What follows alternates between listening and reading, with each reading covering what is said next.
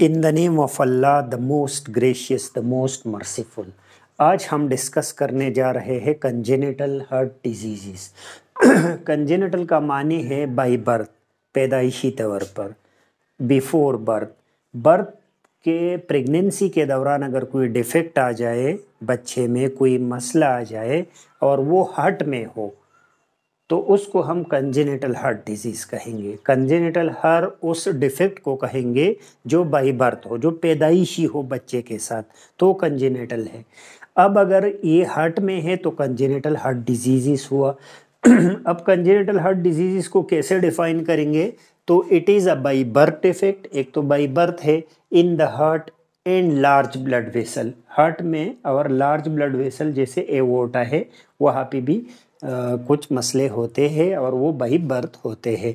It is the most common birth defect. एक तो birth से रिलेटेड डिफेक्ट जो है इसमें ये कॉमन है। दूसरा, leading cause of birth defect related death. Birth related death जो है वो किसकी वजह से है? लीडिंग काज उसके लिए ये हार्ट डिजीज़ है। यानी हार्ट एक नंबर पे है डिफेक्ट के हवाले से। अगर कोई बच्चा पैदा हो जाए तो अमवात की रेशो इसमें ज़्यादा है। काजिस क्या है, कौन कौन से काजिस है? तो सबसे पहले तो ये जेनेटिक काज हो सकता है जिसको हम मोरोसी कह सकते हैं कि फैमिली हिस्ट्री में या जीन में कोई मसला हो। एंड क्रोमोसोमल इब्नार्मिलिटीज़, बहुत सारे क्रोमोसोमल इब्नार्मिलिटीज़ भी होते हैं जैसे डाउन सिंड्रोम है। डाउन सिंड्रोम में क्या होता है कि उसमें एक क्रोमोसोम का जोड़ा ज़्यादा होता है, तो नंबर ऑफ क्रोमोसोम इसमें ज़्यादा है।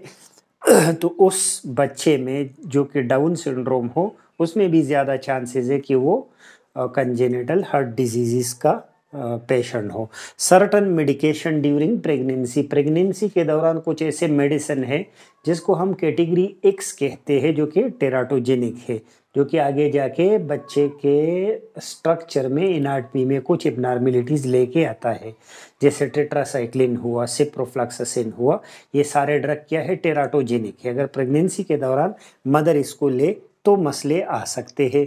ड्रग अब्यूज़ ड्यूरिंग प्रेगनेंसी, बहुत सारे ड्रग और अल्कोहल जो कि मदर क्या करती है? अब्यूज़ करती है, मिस यूज़ उसकी जो करती है। अगर एबनॉर्मलिटीज़ के दौरान ऐसे नशे वगैरह करती है तो भी चांसेस है कि बच्चा जो है वो कंजेनिटल हार्ट डिजीज़ के साथ हो। वायरल इन्फेक्शन, कुछ वायरसेस है जैसे रोबेला का वायरस है, इससे रोबेला डिजीज़ अगर ड्यूरिंग प्रेगनेंसी हो जाए तो ऑफस्प्रिंग जो है उसमें ये प्रॉब्लम होगा। Non closure of foramen ovales, foramen ovales जो कि सेप्टम के दरमियान क्या है? एक सुराख है। अगर अभी बच्चा हो तो जो हार्ट है इसके दरमियान में यहाँ पे क्या होता है? एक सुराख होता है, एक होल होता है, उसको कहते हैं फोरामिन ओवेल। अगर इसकी क्लोजर ना हो जाए ड्यूरिंग बर्थ या बर्थ के फ़ौरन बाद, ये जो फोरामिन ओवेल है ये क्लोज होता है। इस पेशेंट में ये क्लोज नहीं होता तो ये सेप्टम जो कि दोनों एट्रियम के दरमियान है ये खुला रहेगा और ब्लड क्या हो जाएगा? मिक्स हो जाएगा। तो सेप्टल की डिफेक्ट एक ये हो गई। दूसरा, वेंट्रिकुलर सेप्टल डिफेक्ट, ये जो वेंट्रिकल के दरमियान ये सेप्टम है, अगर इसमें कोई मसला हो, ये पूरा न बने तो दोनों वेंट्रिकल जो है वो मिक्स हो जाते हैं। ऑब्स्ट्रक्शन या स्टेनोसिस ऑफ वॉल्स, आर्टरीज या वेन्स, इसके अंदर बहुत सारे वॉल्स होते हैं हार्ट में। अगर उसमें कोई स्टेनोसिस हो, स्टेनोसिस मीन नैरोइंग, तंगी, अगर वो तंग हो तो मसला हो सकता है इसमें। या वॉल्स के अलावा आर्टरीज और वेन में, अगर ख़ास तौर पे आर्टरी, पल्मोनरी आर्टरी और एवोर्टा, इसमें बहुत ज़्यादा ये होता है। तो अगर वहाँ पे ऑब्स्ट्रक्शन हो तो भी जो बच्चा पैदा होगा वो स्टेनोसिस के साथ होगा। अच्छा, अब इसके टाइप्स पढ़ते हैं। टाइप्स कौन कौन से हैं?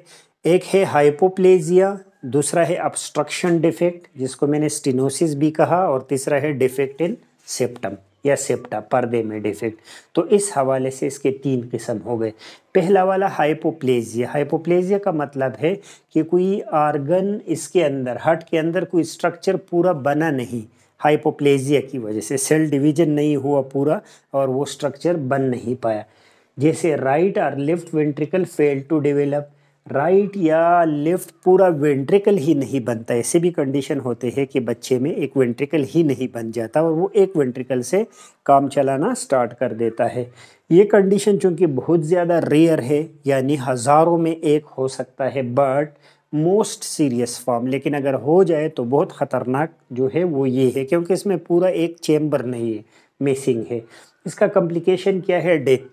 अगर हम इसको प्रॉपर इसकी सर्जरी न हो जाए या टाइम पे तो इसकी डेथ हो सकती है। तो ये मोस्ट कॉम्प्लिकेटेड फॉर्म जो है वो हाइपोप्लेजिया है।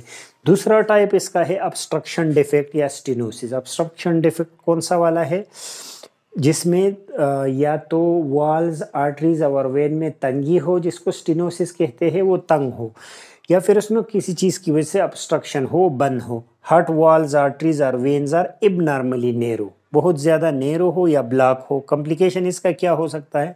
अगर ये नैरो है तो कार्डियोमिगेली हो सकता है, क्योंकि हार्ट बार बार कोशिश करेगा कि ब्लड को पंप करे, तो ज़्यादा वर्कआउट करेगा तो हार्ट का साइज़ बढ़ेगा, उसको कहते हैं कार्डियोमिगेली। और दूसरा हाइपरटेंशन होगा, ऐसे मरीज़ को ब्लड प्रेशर इसकी ज़्यादा रहेगी।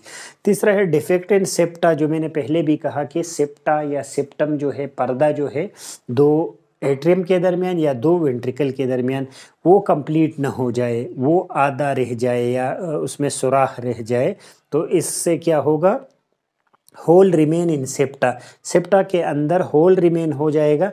तो इसकी कॉम्प्लिकेशन क्या होगी? Mixing of the blood, oxygenated और डीऑक्सीजनेटेड ब्लड जो अलग अलग साइड पे है हार्ट के, वो मिक्स हो जाएंगे, क्योंकि दरमियान में सेप्टम जो है या जो पर्दा है वो आधा है, अधूरा है, तो उसकी वजह से मिक्सिंग ऑफ द ब्लड हो जाएगा। इसके लिए इलाज किस तरह करेंगे? अगर माइनर डिफेक्ट है, देखो ये 100 में से एक हो सकता है कंजेनिटल हार्ट डिजीज़ का पेशेंट, लेकिन इसमें मसला क्या है? हम तो इतना ये केसेस नहीं देखते, ये तो बहुत कम होते हैं। ये इसलिए कम होते हैं कि सेल्फ रिजॉल्विंग है। पैदाइश के बाद बच्चे की उम्र जैसे जैसे बढ़ती है, तो जैसे अगर ये फोरामिन ओवेल आधा रह गया है तो वो कंप्लीट हो जाता है टाइम के साथ। तो जब कंप्लीट हो जाता है तो खुद ठीक हो जाता है, इसकी इलाज की ज़रूरत नहीं पड़ती। तो अगर माइनर डिफेक्ट है तो रिक्वायर्ड नो ट्रीटमेंट। लेकिन अगर मेजर डिफेक्ट है, जैसे अगर हाइपोप्लेजिया है और पूरा एक वेंट्रिकल नहीं है, तो फिर आप सर्जरी आपको करना पड़ता है। तो मेजर डिफेक्ट में आप मेडिसिन देते हैं, हार्ट से रिलेटेड ड्रग्स जितने हैं, और सर्जरी की ज़रूरत अगर हो तो वो भी कर देते हैं। तो ये था इसका इलाज। आज हमने कंजेनाइटल हार्ट डिजीज़ पढ़ा, जिसमें हमने ये पढ़ा कि ये बाई बर्थ डिफेक्ट है, और जो कि 100 केसेस में एक होता है, लेकिन ज़्यादातर सेल्फ रिजॉल्विंग है और कुछ की सर्जरी या मेडिसिन की ज़रूरत पड़ सकती है। काज इसके लिए मेन जो है वो जेनेटिक है या क्रोमोसोमल एबनॉर्मेलिटीज़ है। इसके अलावा प्रेगनेंसी के दौरान कुछ ड्रग या मेडिसिन जो कि कंट्रा इंडिकेट हो और मदर उसको यूज़ करे, तो बच्चे में ये डिफेक्ट हो सकता है। बाकी हमने सेप्टल डिफेक्ट का कहा कि अगर फोरामिन ओवेल या क्लोज ना हो जाए, या वेंट्रिकल के दरमियान जो पर्दा है वो सही से ना बने।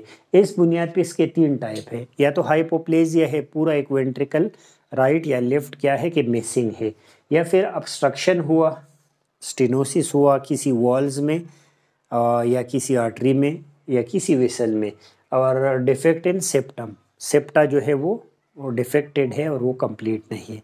अगर माइनर केस है तो इलाज की ज़रूरत नहीं है, और अगर मेजर केस है तो हम सर्जरी करते हैं। होप ये लेक्चर आपको समझ आ गया होगा। नेक्स्ट लेक्चर तक इजाज़त दीजिए। अल्लाह हाफिज़।